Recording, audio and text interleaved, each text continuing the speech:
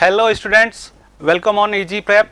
My name is Himanshu Srivastava और ये आज आपका तीसरा लेक्चर है और आज हम लोग शुरू करने जा रहे हैं अपना सेकंड चैप्टर।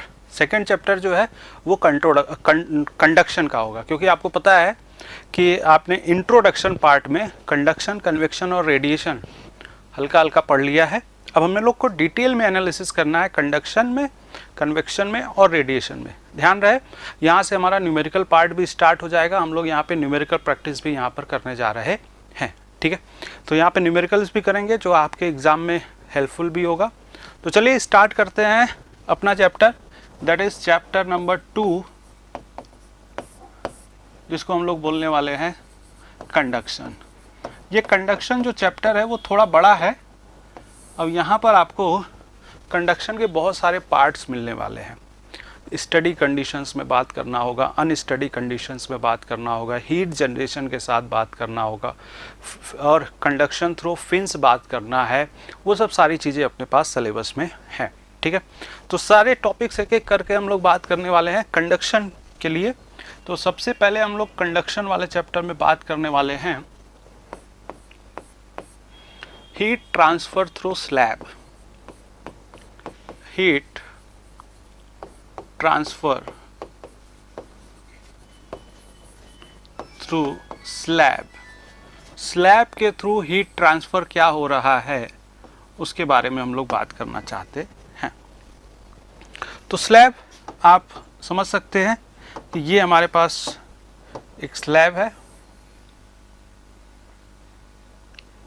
ठीक है। और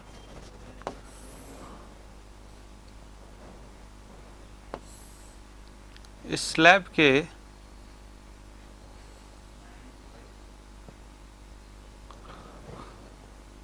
आपको इस फेस से हीट ट्रांसफर होता हुआ दिख रहा होगा, ठीक है। ये स्लैब है, ठीक है। तो ये मान लिया जाए ये हमारे पास कोई स्लैब है, ठीक है। स्लैब के इस फेस का टेम्परेचर है T1 और इस फेस का टेम्परेचर है T2। यहाँ पर x = 0 है और यहाँ पर x = L है, यानी इनका जो थिकनेस है वो हो गया L और ये जो है वो उसका एरिया होगा, ठीक है। तो स्लैब का ये वाला हिस्सा एरिया है, ये वाला हिस्सा आप देख पा रहे होंगे, ये जो है वो इसका एरिया है, ठीक है। हीट ट्रांसफर होना है यहाँ पर, हीट ट्रांसफर। अब देखिए, अब यहाँ पर बात ये है कि हमने कह दिया कि सर T1 की वैल्यू T2 से ज़्यादा है, तो डेफिनेटली हीट ट्रांसफर का जो डायरेक्शन होगा वो इस तरफ होगा। हीट ट्रांसफर इस फेस से इस फेस के लिए आगे बढ़ रहा होगा। तो अगर मैं यहाँ पर आपसे कहूँ कि सर बाउंड्री कंडीशन क्या क्या आपको दिख रहा है,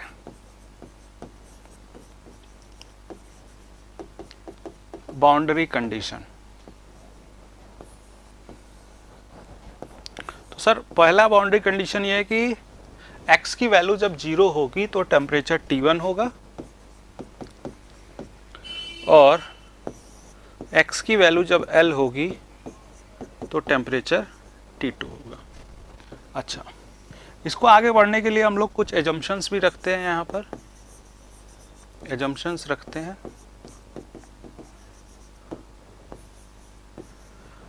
पहला एजम्पशंस ये है कि steady state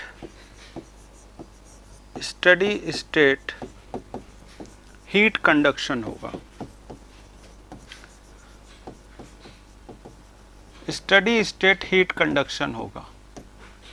steady state heat conduction का मतलब क्या हो गया कि टेम्परेचर टाइम के साथ चेंज नहीं होगा। टेम्परेचर टाइम का फंक्शन है ही नहीं। अगर स्टडी कंडीशन है तो चीज़ें विथ रिस्पेक्ट टू टाइम नहीं बदल रही होंगी, यानी टेम्परेचर इस फेस का विथ रिस्पेक्ट टू टाइम हमेशा यही रहेगा। तो स्टडी स्टेट कंडीशन हो गया, ठीक है। दूसरा 1D हीट कंडक्शन मान के चलते हैं हम लोग। सर 1D हीट कंडक्शन है 1D हीट कंडक्शन होने का मतलब ये हो गया कि हीट का ट्रांसफ़र एक ही डायरेक्शन में होगा, जो कि x आप मान रहे हो, तो ये डायरेक्शन आप x मान रहे हो, तो इसका आपने बोल दिया टेम्परेचर जो है वो x का फंक्शन है। तीसरा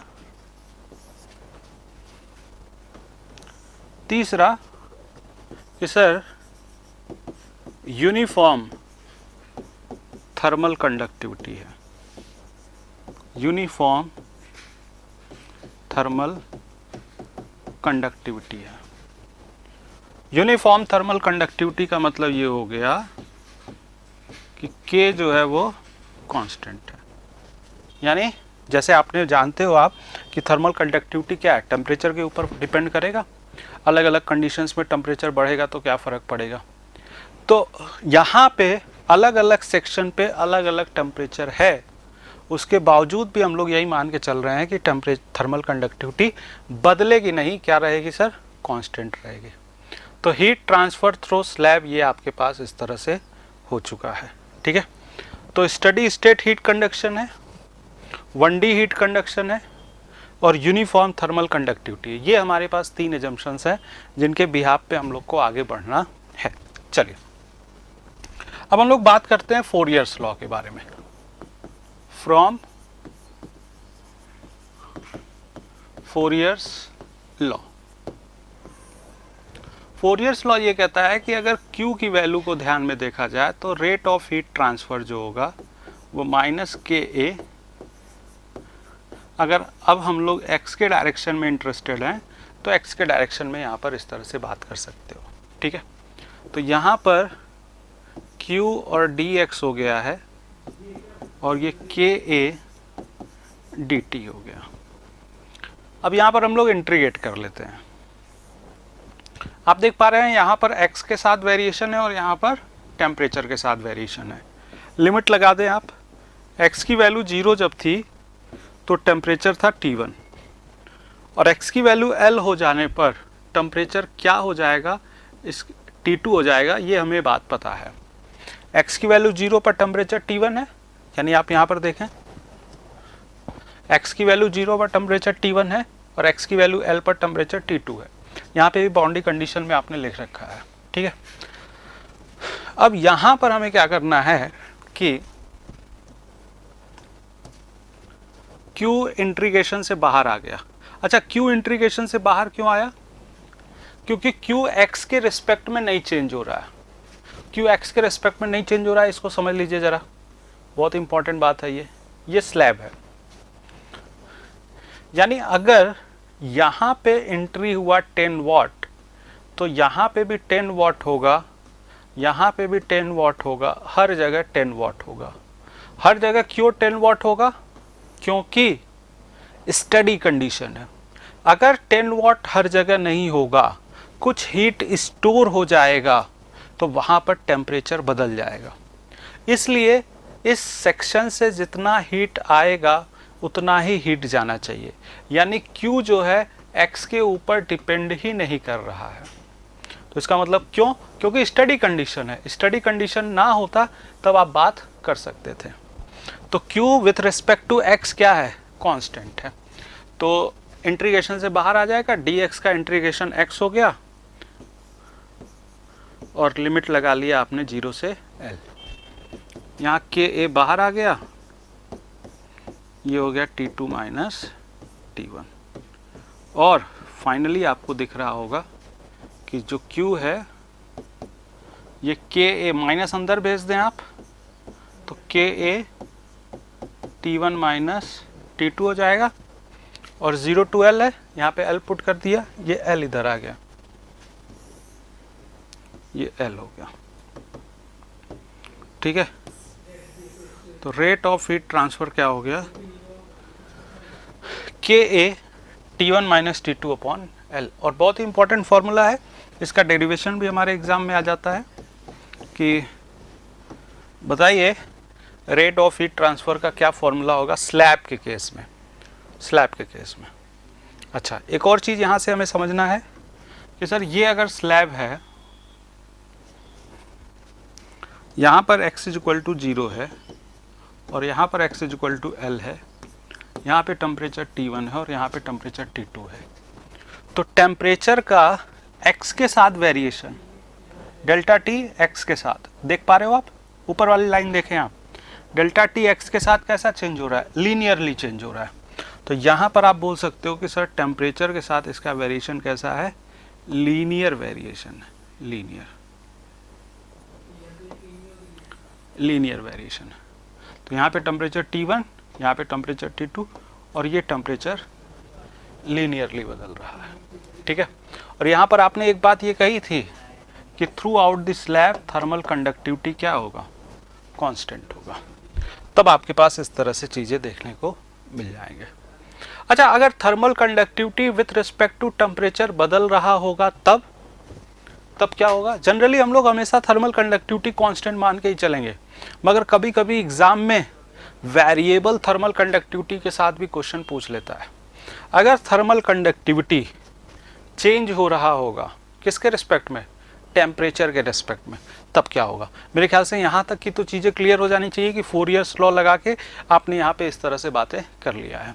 मोस्ट ऑफ द टाइम हम लोग डील करते हैं, पढ़ाई करते हैं वेरिएबल थर्मल कंडक्टिविटी के साथ, नहीं कांस्टेंट थर्मल कंडक्टिविटी के साथ, कि थर्मल कंडक्टिविटी कांस्टेंट रहेगा। बट अगर डिफ़ॉल्ट रूप से अगर मान लीजिए कभी किसी क्वेश्चन में बोल दे कि थर्मल कंडक्टिविटी चेंज हो रहा है, तो इसके लिए आप हेडिंग लगा लें, आप heat transfer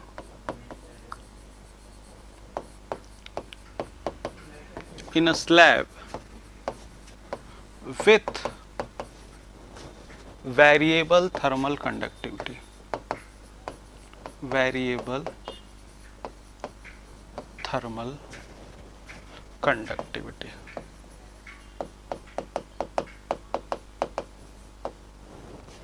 heat transfer in a slab with variable thermal conductivity। मान लेते हैं कि थर्मल कंडक्टिविटी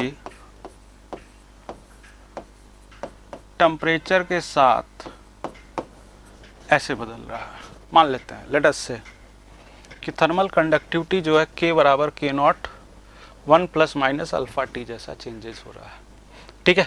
अल्फा जो है वो एक कांस्टेंट होगा, K0 भी एक किसी रेफरेंस टेम्परेचर पर थर्मल कंडक्टिविटी है, T जो है वो टेम्परेचर है, ठीक है। यानी प्लस माइनस क्यों लिखा गया है कि अगर टेम्परेचर के साथ थर्मल कंडक्टिविटी बढ़ रही होगी तो हमें प्लस पुट कर देना है, और अगर टेम्परेचर के साथ थर्मल कंडक्टिविटी डिक्रीज हो रही होगी तो माइनस पुट कर देना है। सिंपल सी बात है, ठीक है। अब चलिए देखिए, फोरियर लॉ लगाइए। फ्रॉम फोरियर्स लॉ Q बराबर minus KA dt by D x, तो ये हो गया Q और dx। K की वैल्यू क्या हो गई, K0 1 plus minus alpha T A dt। अब इसको हम लोग इंटीग्रेट कर लेते हैं।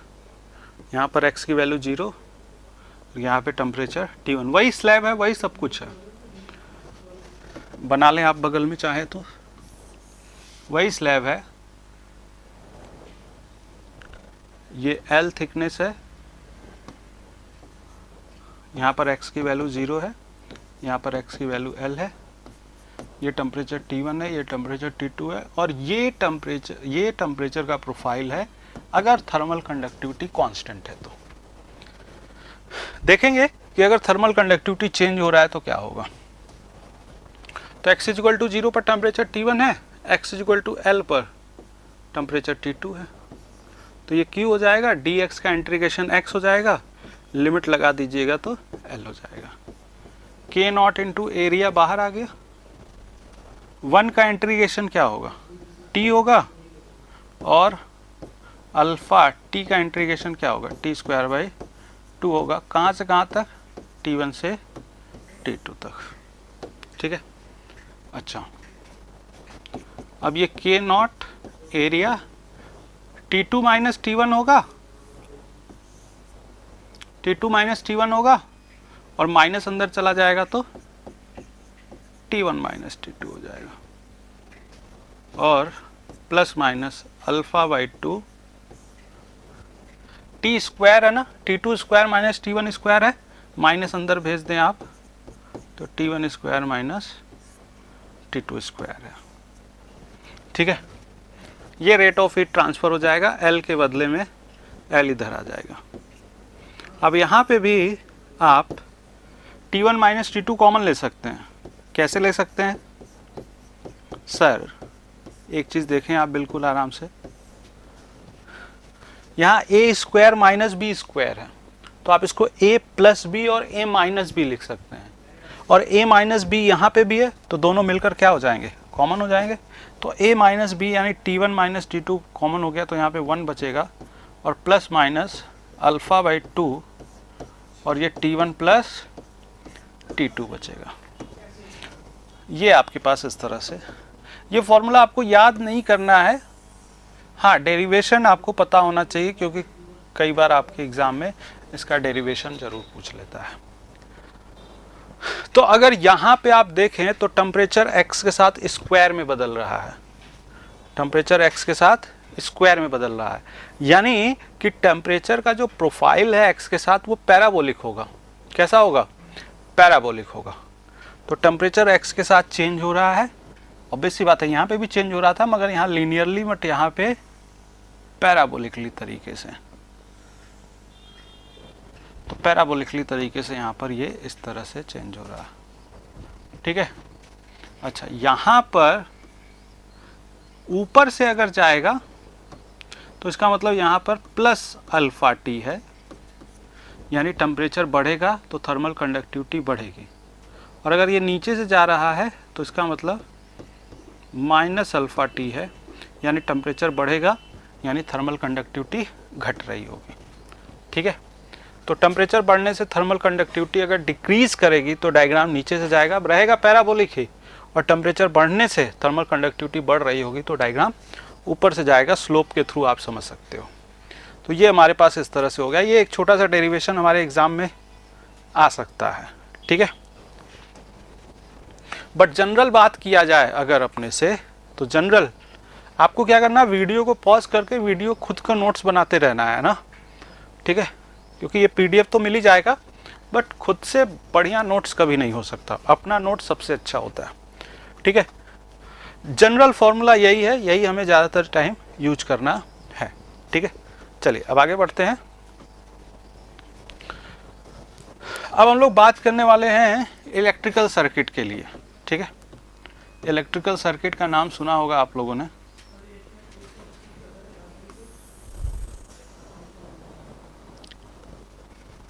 ठीक है,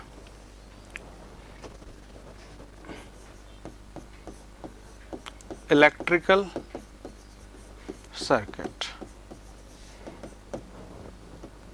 क्या है सर? ये इलेक्ट्रिकल सर्किट बिल्कुल सिंपल सा, किसी कंडक्टर में वोल्टेज डिफरेंस की वजह से क्या फ्लो करेगा? करंट फ्लो करेगा। मान लेते हैं इसका रेजिस्टेंस RE है, तो किसी कंडक्टर में वोल्टेज डिफरेंस की वजह से फ्लो करता है करंट, और ओम्स लॉ लगाकर आप I बराबर डेल्टा V यानी V1 minus V2 upon R electrical लिख सकते हो। ठीक है, अब इसी को आप थर्मल सर्किट से कंपेयर करें, इसी को हमें क्या करना है, थर्मल सर्किट से कंपेयर करना है।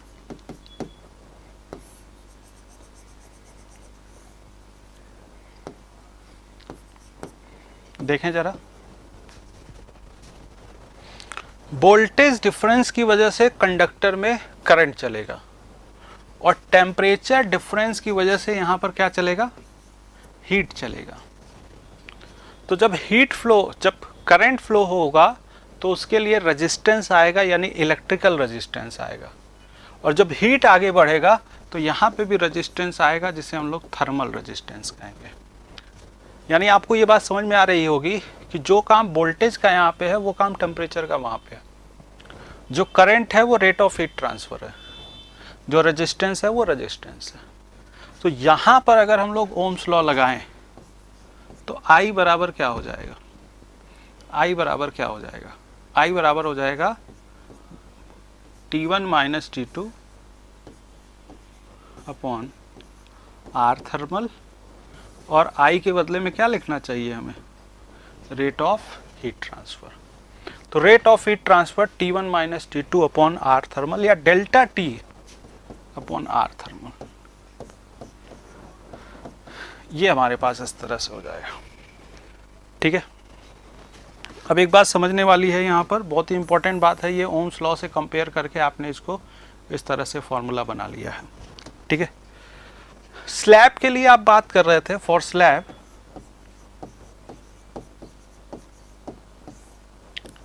Q बराबर या रेट ऑफ हीट ट्रांसफर बराबर KA delta T by L बोला था आपने,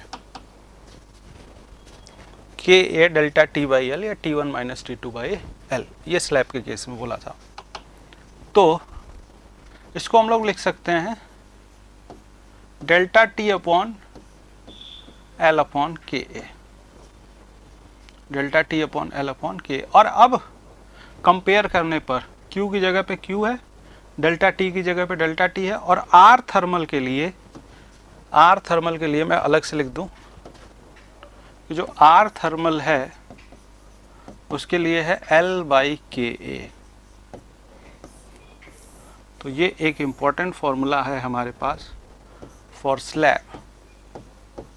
फॉर स्लैब R थर्मल जो होगा वो L बाई KA होगा। L क्या है, थिकनेस है, L क्या है, थिकनेस है, K क्या है, थर्मल कंडक्टिविटी है, A क्या है, एरिया ऑफ क्रॉस सेक्शन है जिससे वो हीट फ्लो कर रहा है। तो मेरे ख्याल से यहाँ तक चीज़ें क्लियर हो जाएंगी कि अगर हम लोग इलेक्ट्रिकल सर्किट को कंपेयर कर लिए थर्मल सर्किट से, तो यहाँ पर हमारे पास R थर्मल आ जाएगा L बाई KA। ठीक है, यहाँ तक राइट डाउन कर सकते हो आप। क्या करना है आपको, वीडियो को पॉज करना है और उसको लिख लेना है। ठीक है,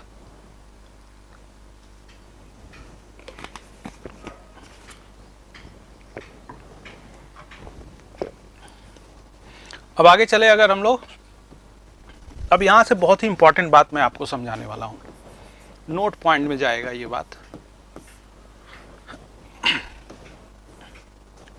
आपने दो फॉर्मूला देखा, Q is the delta T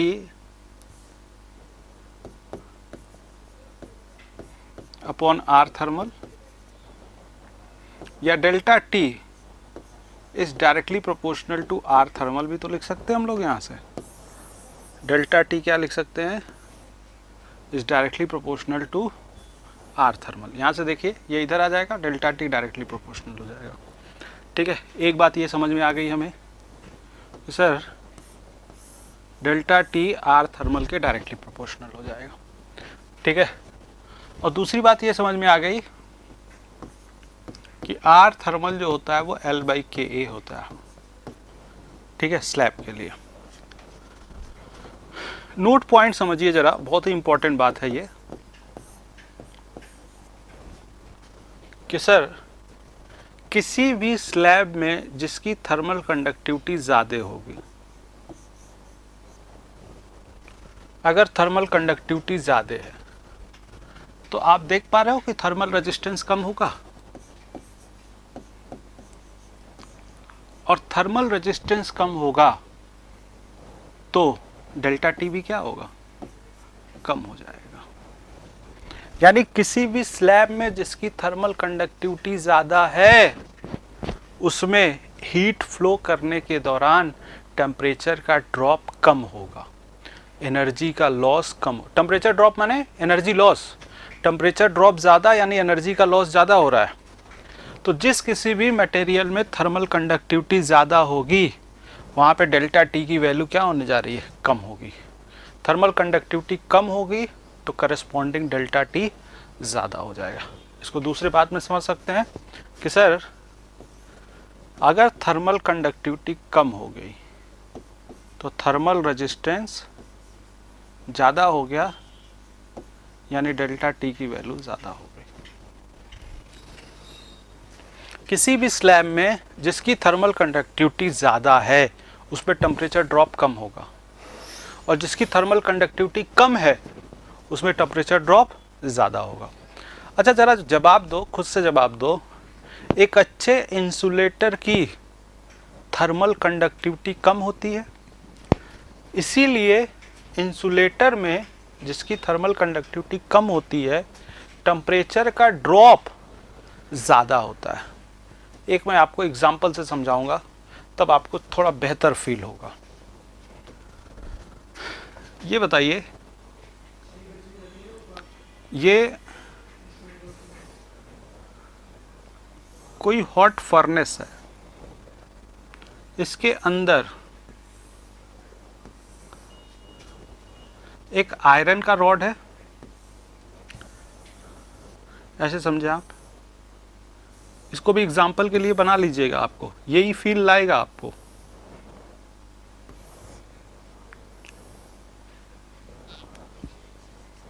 ये आयरन है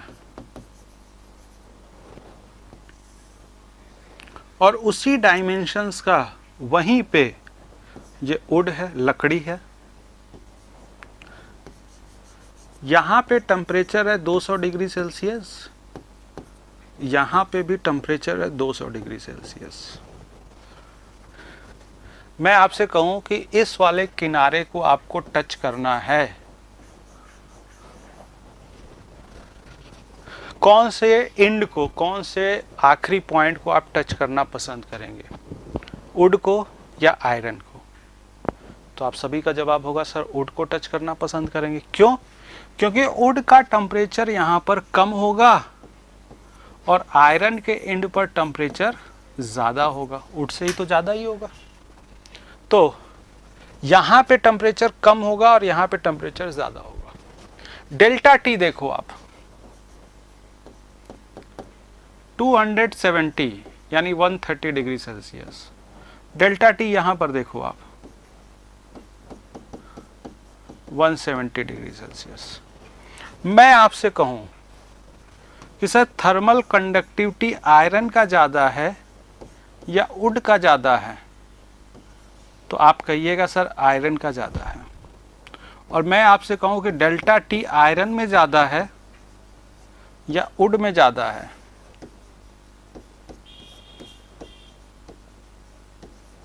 आयरन में ज़्यादा है कि वुड में ज़्यादा है, तो आप कहेंगे कि डेल्टा टी वुड में ज़्यादा है। यही बात तो हम लोग यहाँ से भी समझने की कोशिश कर रहे थे कि थर्मल कंडक्टिविटी ज़्यादा, डेल्टा टी कम, थर्मल कंडक्टिविटी ज़्यादा, डेल्टा टी कम, थर्मल कंडक्टिविटी कम, डेल्टा टी ज़्यादा, थर्मल कंडक्टिविटी कम और डेल्टा टी ज़्यादा। तो जिस किसी भी मटेरियल में थर्मल कंडक्टिविटी जितना ज़्यादा होगा उसमें टेम्परेचर का ड्रॉप उतना ही कम होगा। ये बहुत ही इंपॉर्टेंट बात है, बहुत ही यूजफुल भी है हमारे लिए। ठीक है, तो ये चीज़ें मेरे ख्याल से आपको समझ में आ जानी चाहिए। ठीक है, अच्छा एक और एग्जांपल मैं आपसे यहीं पे पूछ लूँ जरा, तो एक और एग्जांपल जरा मैं पूछ लेता हूँ, दूसरा एग्जांपल, फिर उसके बाद आप पॉज करके आराम से लिख लीजिएगा।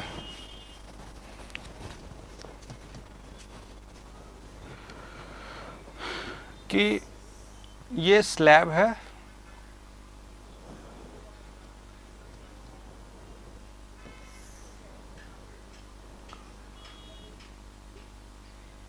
ये बिल्कुल आधा आधा है, L1 L2 या L और L लिख देते हैं,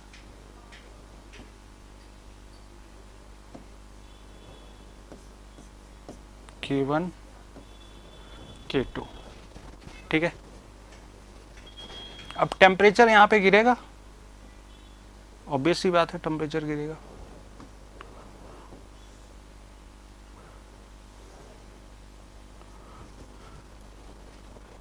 तो ये टेम्परेचर का वेरिएशन है।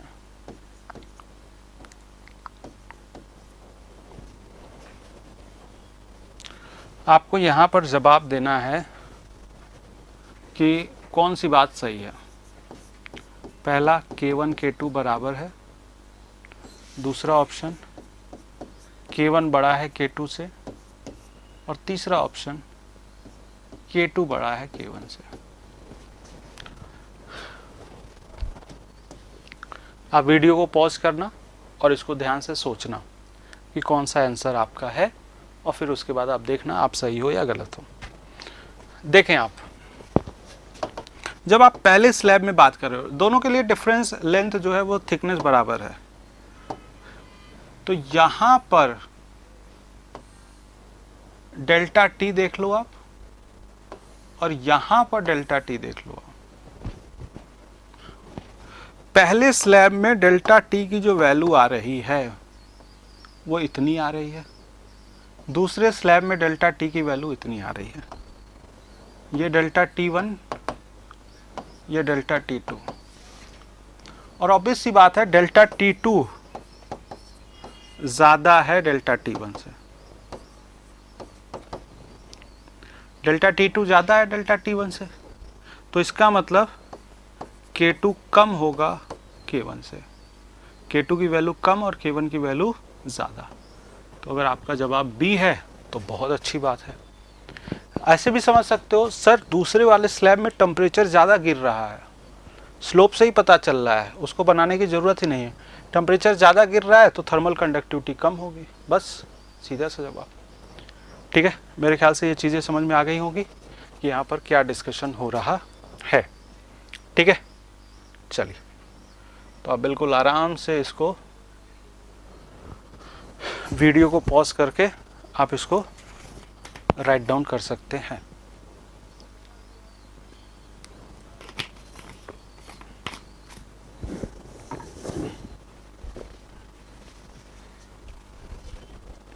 अब नेक्स्ट हम लोग बात करना चाहते हैं कि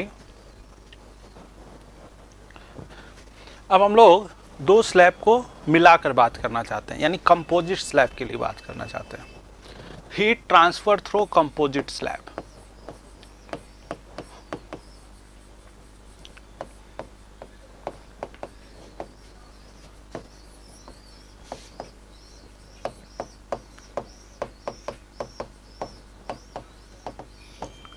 heat transfer through composite slab, यानी हमारे पास एक स्लैब नहीं है, एक से ज्यादा स्लैब है। ठीक है, एक से ज्यादा स्लैब है।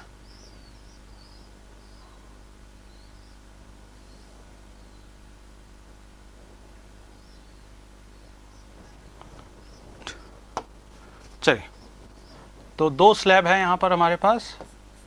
यहाँ पे टेम्परेचर T1 है, यहाँ पे टेम्परेचर T2 है, और यहाँ पे टेम्परेचर T3 है। इसकी थर्मल कंडक्टिविटी K1, इसकी थर्मल कंडक्टिविटी K2, यहाँ पर थिकनेस L1 और यहाँ पे थिकनेस L2। और अगर हम लोग ये मान लें या ये कह दें कि T1 सबसे बड़ा है, फिर T2 है और फिर T3 है, तो हीट का ट्रांसफ़र ऐसे ही जाएगा, इस दिशा में हीट का ट्रांसफ़र जा रहा होगा। तो यहाँ पे जो रेजिस्टेंस आएंगे वो कितने रेजिस्टेंस आएंगे? वो दो रेजिस्टेंस आएंगे,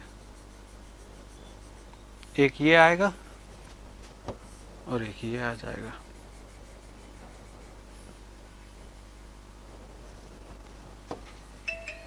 ठीक है, एक ये रेजिस्टेंस T1, T2, T3, ये रेजिस्टेंस R1 और ये R2। तो ये हमारे पास T1, T2 और T3, thickness L1, L2, thermal conductivity K1, K2। तो यहाँ से सर्किट जो आपका T1 और T3 के बीच में ड्रॉ करेंगे तो दो रेजिस्टेंस आपको देखने को मिलेगा, एक K1 वाले मटेरियल की वजह से और एक K2 वाले मटेरियल की वजह से। और अगर मैं आपसे कहूँ कि सर K1 की वैल्यू क्या है, सॉरी R1 की वैल्यू क्या है, तो R1 के लिए आप कहिएगा कि सर ये L1 upon K1 into area हो गया, L1 upon K1 into area होगा। और मैं आपसे कहूँ कि R2 के लिए देखें आप जरा, तो L2 upon K2 into area हो जाएगा। ठीक है, L1 upon K1 into area और L2 upon K2 into area, और आप देख पा रहे हैं ये एरिया बिल्कुल क्या होगा, बराबर होगा। ठीक है, हाँ, तो अब यहां से अगर आप बात को समझें तो rate of heat transfer, rate of heat transfer लिखने का ये तरीका है कि आप कोई सा भी दो टेम्परेचर उठा लें, आप कोई सा भी दो टेम्परेचर, देखिए हीट का फ्लो तो ऐसे ही चल रहा होगा, कोई सा भी दो टेम्परेचर उठा लें, T1 और T2। ठीक है, तो यहाँ पे T1 और T2 के लिए बात करें तो T1 और T2 अगर आपने उठाया तो इनके बीच में जो सर्किट आएगा रेजिस्टेंस वो केवल R1 आएगा। फिर उसके बाद अगर आपने T2 और T3 उठाया तो T2 और T3 के बीच में कितना, कौन सा रेजिस्टेंस है, R2 आएगा, क्योंकि हीट जो फ्लो कर रहा है वही रेजिस्टेंस इसमें फ्लो करेगा, हीट वही इसमें फ्लो करेगा, क्योंकि स्टडी कंडीशन के साथ आप डील कर रहे होते हैं। ठीक है, और यहां से T3 है और T4 है, सॉरी T3 और T2 और T3 लिख लिया गया, बट अगर आपने T1 और T3 लिखना चाहा, T1 और T3 लिखना चाहा, ये T1 और T3 लिखना चाहा, तो ये R1 और R2 दोनों रेजिस्टेंस आ जाएंगे, यानी ये हो गया R1 और ये हो गया R2। तो ये आपके पास रेट ऑफ हीट ट्रांसफर ये हो जाएगा। तो इस तरह से आप इसको याद करने की ज़रूरत नहीं है, ये जैसे जैसे क्वेश्चन प्रैक्टिस करोगे आप बिल्कुल आराम से इसको लिख पाओगे। फिर से डिस्कस कर लेते हैं। आप इस तरह से कंपोजिट स्लैब दिया हो, 3 भी दिए जा सकते हैं, अगर nth हो जाएगा तो यहाँ पे n लगा देंगे, और क्या, जितने भी नंबर ऑफ रेजिस्टेंस आएंगे यानी जितने भी नंबर ऑफ स्लैब आएंगे उतने नंबर ऑफ रेजिस्टेंस आएंगे, और उन्हीं के करस्पॉन्डिंग हमें इस तरह से बात कर लेना चाहिए। ठीक है, तो थिकनेस यहाँ से यहाँ तक, ये थिकनेस कहाँ से कहाँ तक है, L1 वाली, ये यहाँ से यहाँ तक है, ये है L1 वाली। ठीक है, और ये कहाँ से कहाँ तक है, L2 वाली। ठीक है, एरिया तो सेम ही होगा, ये इस तरह से। तो ये हमारे पास इस तरह से क्वेश्चन हो जाएगा। कई बार आपको इक्विवेलेंट थर्मल रेजिस्टेंस भी पूछा जाता है, वैल्यू देकर K1, L1, L2, K2 देकर आपसे इक्विवेलेंट थर्मल रेजिस्टेंस भी पूछ लेगा। ठीक है, जैसे एग्जांपल के तौर पे अगर मैं आपसे एक क्वेश्चन बात करूं कि इक्विवेलेंट यानी R थर्मल बतलाना है, इक्विवेलेंट R थर्मल इक्विवेलेंट बतलाना है कि क्या होगा। ठीक है, अब देखें आप जरा कि सर ये हमारे पास एक मटेरियल है,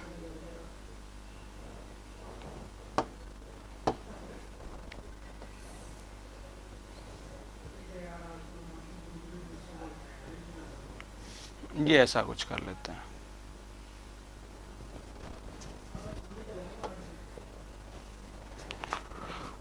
तो एक स्लैब ये है,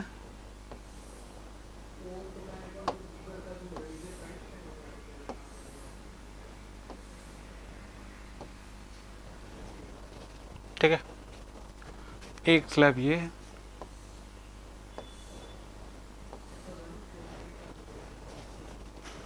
और एक स्लैब ये मान लेते हैं।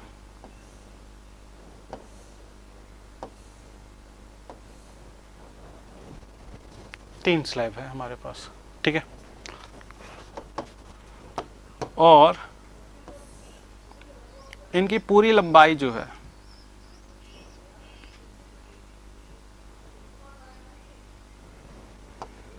एक मीटर है, और इसके अंदर जो इसका विड्थ है, विड्थ वो भी 1 मीटर है। ठीक है, अच्छा, यहां से यहां तक की दूरी 0.25 मीटर कर लेते हैं, और ये दूरी 0.5 मीटर कर लेते हैं।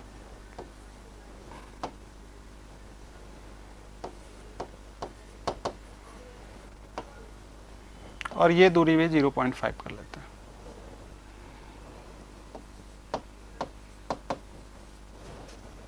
ये 1 है, ये 2 है, ये 3 है। ठीक है, 1 की जो थर्मल कंडक्टिविटी है, 1 की थर्मल कंडक्टिविटी K1 जिसे आप कह रहे हो, K1 लेट अस से K1 की जो वैल्यू है वो हो गई 0.1 वाट पर मीटर पर केल्विन। ये K1 की थर्मल कंडक्टिविटी मान लिया गया। ठीक है, K2 की जो थर्मल कंडक्टिविटी हो गई वो मान लेते हैं 0.01 वाट पर मीटर पर केल्विन, और K3 की जो थर्मल कंडक्टिविटी हो गई वो हो गई 0.04 वाट पर मीटर पर केल्विन। ये हमारे पास क्वेश्चन में गिवन है।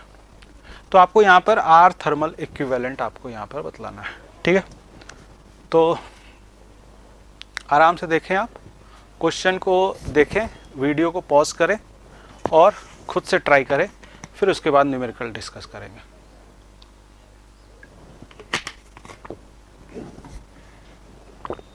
चलिए, तो मैं ट्राई करता हूं यहां पर। अब यहां पर आप देखेंगे कि आपको जो सर्किट मिलेगा वो ऐसे मिलेगा।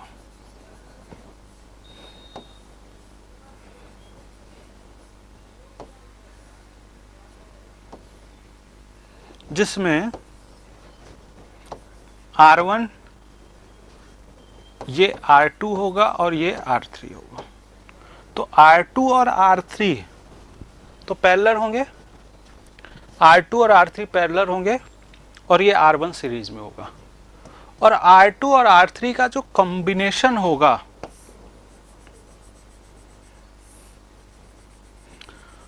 वो मान लेते हैं R डैश होगा। वो क्या होगा? R dash. तो अब इक्विवेलेंट जो रेजिस्टेंस हो जाएगा या इक्विवेलेंट थर्मल रेजिस्टेंस जो हो जाएगा वो R1 प्लस R डैश हो जाएगा। ठीक है, तो बस हो जाएगा फिर तो अपना सवाल। तो सबसे पहले हमें सभी का रेजिस्टेंस निकाल लेना चाहिए। तो चलिए सॉल्यूशन की तरफ चलते हैं हम लोग। तो सबसे पहले R1 लिखेंगे, that is the L1 upon K1 into area. L1 की वैल्यू क्या है? थोड़ा सा और पीछे मैं लिख ले रहा हूं।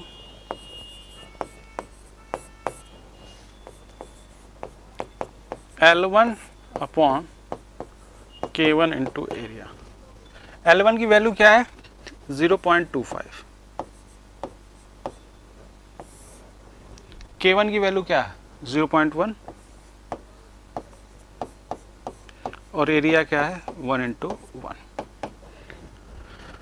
तो यहां से आप देख पा रहे होंगे कि यहां पर ये 2.5 वैल्यू आ गई। ठीक है, R2 के लिए आप देखें, L2 upon K2 into area.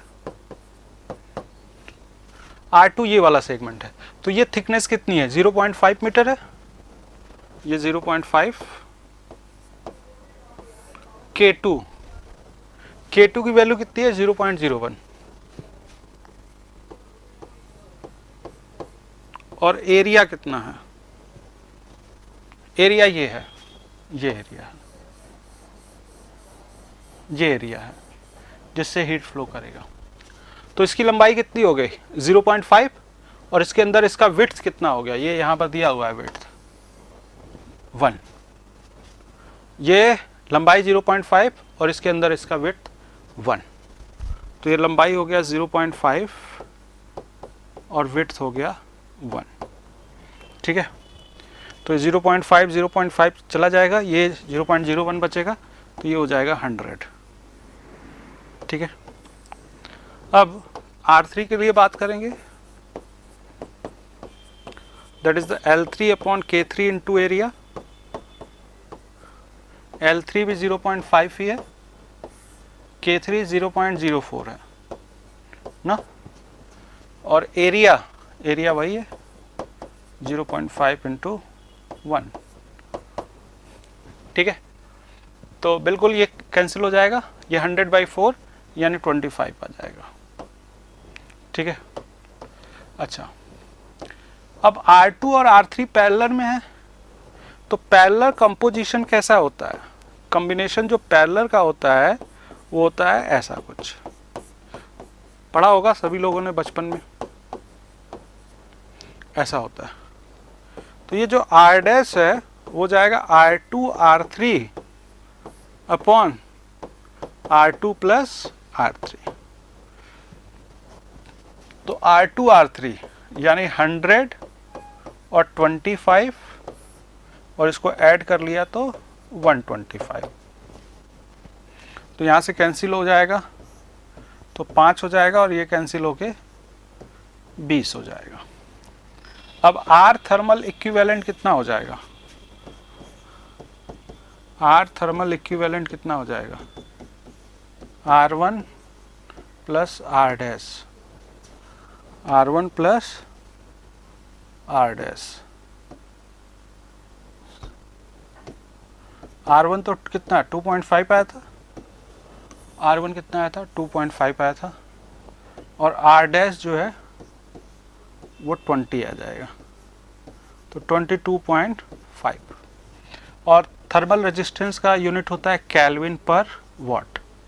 By Q बराबर आपने लिखा ना delta T upon R thermal, तो R थर्मल क्या लिखेंगे, delta T upon Q, delta T का केल्विन हो गया और रेट ऑफ हीट ट्रांसफर का वाट हो गया, तो केल्विन पर वाट। तो ये हमारा इक्विवेलेंट वैल्यू आ जाएगा। ठीक है, तो ये हमारे पास इस तरह से रिजल्ट हो जाएगा। मेरे ख्याल से चीज़ें क्लियर हैं, कोई दिक्कत नहीं हो रही होगी। ठीक है, चलिए, तो ये हमारे पास इस तरह से आंसर आ जाएगा, विजिबल है सब कुछ, ठीक है। चलिए, तो ऐसे ही हम लोग को क्वेश्चन करना है, कुछ और भी क्वेश्चन करना है। ठीक है, जैसे एक क्वेश्चन ये करते हैं कि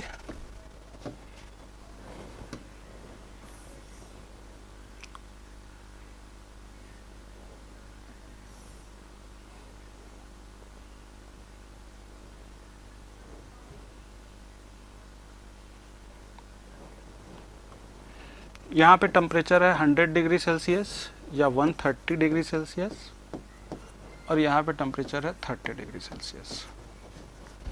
ठीक है, और ये थिकनेस है 0.3 मीटर और ये 0.15 मीटर। ठीक है, के यहाँ पर है 20 या इसको 50 कर लेते हैं,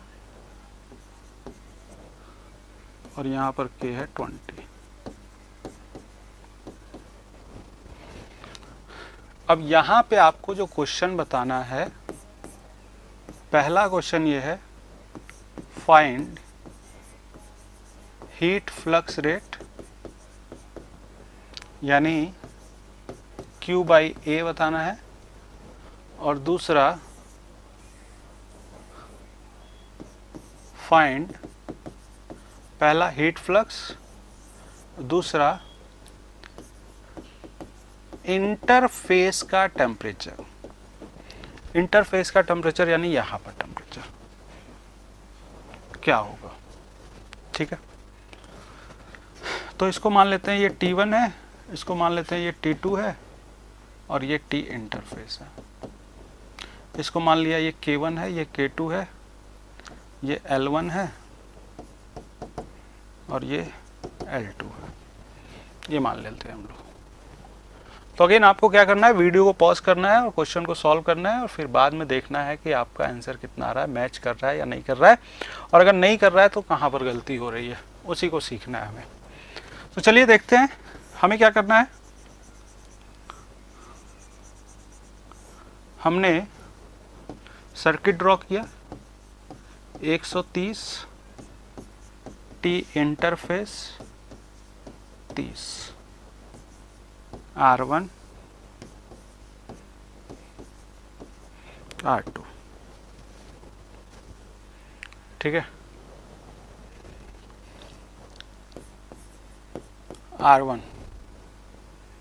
R1 जो है वो है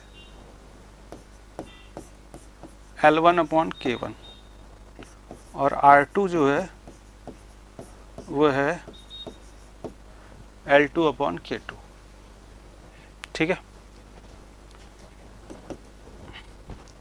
R1 की वैल्यू कितनी हो गई? 0.3 और 50A और L2 की वैल्यू हो गई 0.15 अपॉन 20A। अगर मैं पहले क्वेश्चन की लिए जाऊं और मुझे रेट ऑफ हीट ट्रांसफर चाहिए तो मैं लिखूंगा T1 माइनस T2 और इनके बीच में आने वाला रेजिस्टेंस, T1 माइनस T2 और इनके बीच में आने वाला रेजिस्टेंस। ठीक है, तो T1 130, T2 30 और R1 0.3 अपॉन 50A और 0.15 अपॉन 20A। 100 अपॉन, यहाँ भी नीचे भी 100 LCM हो जाएगा A के साथ। ठीक है, और ये 2 होगा तो ये 0.6 हो जाएगा भाई, ये 2 हो गया तो 0.6 हो गया, यह 25 हो गया तो ये 75 हो गया, तो ये हो गया 100 इंटू 100 अपॉन ये 1.35। ठीक है, एरिया भी आ जाएगा ऊपर। तो यहाँ पर rate of heat transfer per unit area is the 100 into 100 upon 1.35। ये आपके पास इस तरह से हो जाएगा। अब इसको सॉल्व कर लेना है, जो भी आंसर आ जाए देख लेना, वॉट पर मीटर स्क्वायर। ठीक है, ये हमारे पास आंसर आ जाएगा। ठीक है, तो आंसर जो भी आए कैलकुलेट कर लेना आप। तो एक बार फिर से देख लेते हैं। आपको अगर rate of heat transfer total चाहिए तो टेम्परेचर डिफरेंस लिख लिया 130 और 30, और वहाँ से आपने रेजिस्टेंस लिखा L1 L2 और रेट ऑफ हीट ट्रांसफर के लिए 130 माइनस 30 लिखा और इनके बीच में आने वाला रेजिस्टेंस लिख लिया। तो L1 अपॉन K1A और L2 अपॉन K2A ऐसा कर लिया। तो L1 अपॉन K1A और L2 अपॉन K2A करके इसको सॉल्व कर लिया, ये अपने पास आंसर आ गया। और अगर मैं मोबाइल की मदद से इसको सॉल्व करना चाहूँ तो ये मेरे पास जो वैल्यू आ रही है दैट इज़ द 100 और 1.35, तो ये मेरे पास आ रहा है 7407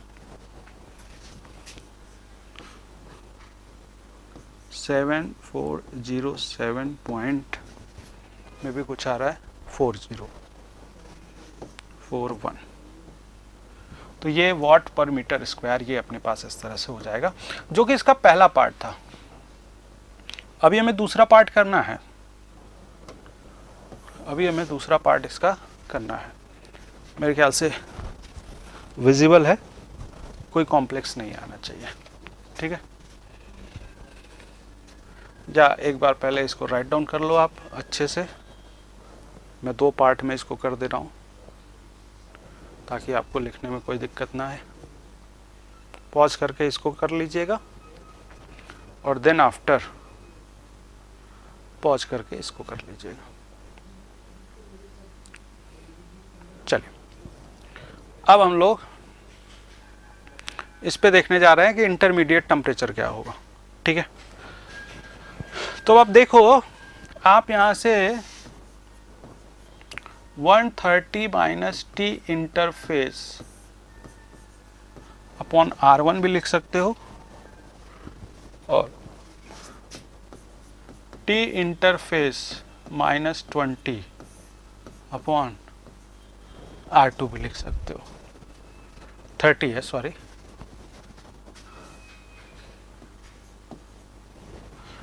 और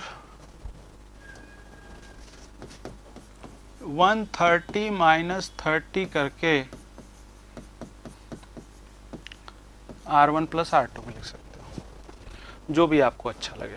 और कोई भी दो लेकर, चाहे ये और ये लेकर आप आगे बढ़ जाओ, ये और ये लेकर आप आगे बढ़ जाओ, या पहला और तीसरा लेकर आगे बढ़ जाओ, एक ही अननोन है टी इंटरफेस और आपको वो वैल्यू आ जाएगी। जैसे लेटर से मैं ये दो वैल्यू लेकर चल रहा हूँ, तो टी इंटरफेस -30, R2 की वैल्यू क्या है, L2/K2A, यानी 0.15 K2, K2 की वैल्यू क्या है 20A,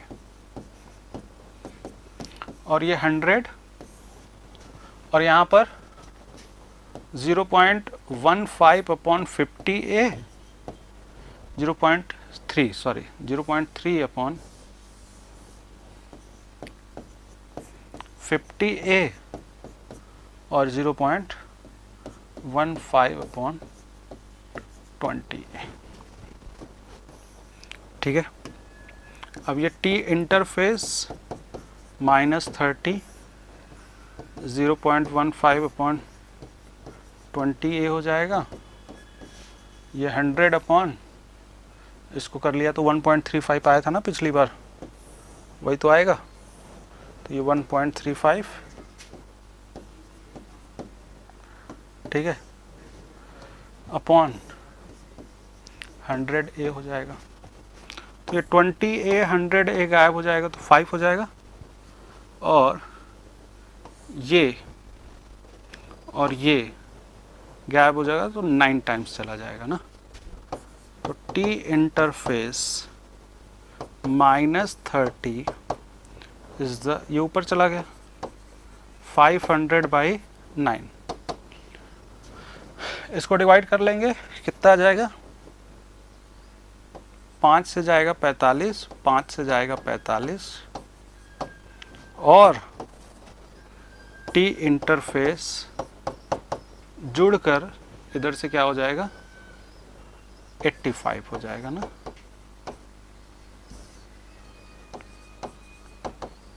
ये अपने पास टी इंटरफेस आ जाएगा। तो ये दो आंसर हो गए, मेरे ख्याल से चीज़ें आपको क्लियर हो गई होंगी। यही दो क्वेश्चन हमसे पूछा जा रहा था, ठीक है। तो देख लेना, कैलकुलेशन में मेरे ख्याल से कोई मिस्टेक नहीं होनी चाहिए, बट अगर होगा तो आप उसके हिसाब से मैनिपुलेट कर लीजिएगा, ठीक है। चलिए, तो ये हमारे पास इस तरह से बातें हो गई। नेक्स्ट, अब हम लोग बात करना चाहते हैं कि सर अगर कन्वेक्शन में अगर रेट ऑफ हीट ट्रांसफर, अगर हम लोग थर्मल रेजिस्टेंस देखें, ठीक है ना, तो कन्वेक्टिव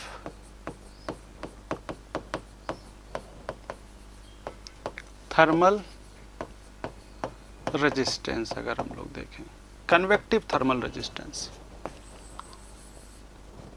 तो कन्वेक्टिव थर्मल रेजिस्टेंस अगर देखा जाए तो आर थर्मल या क्यू की वैल्यू अगर देखा जाए कन्वेक्शन के थ्रू, तो एच ए डेल्टा टी थी, अगर आपको याद आ रहा हो न्यूटन्स लॉ ऑफ कूलिंग, इसको हम लोग लिख सकते हैं delta T upon 1/HA, delta T upon 1/HA। तो Q हो जाएगा delta T upon R thermal होता ही है, तो यहां से आर थर्मल के साथ कंपेयर करके आप बोल सकते हैं कि ये 1/HA हो गया, ठीक है, जो कि किसके लिए है सर, कन्वेक्शन के लिए। तो कंडक्शन के लिए जो रेजिस्टेंस आएगा that will be the L/KA, और कन्वेक्शन के लिए जो रेजिस्टेंस आएगा दैट विल बी 1/HA, ठीक है। तो ये हमारे पास इस तरह से हो जाएगा, ठीक है। तो आज हम लोग इतना ही करते हैं इस लेक्चर में, आगे हम लोग बात करेंगे, बहुत सारी बातें अभी बाकी है, कंडक्शन अभी तो स्टार्ट ही हुआ है। आज तो आपने एक छोटा सा पार्ट कवर किया है, उसके ऊपर न्यूमेरिकल्स वगैरह भी करते रहिए, अपना जो भी बुक फॉलो करते हैं वहाँ से न्यूमेरिकल करते रहिए, ठीक है। चलिए, thank you very much, next lecture में मिलते हैं, थैंक यू।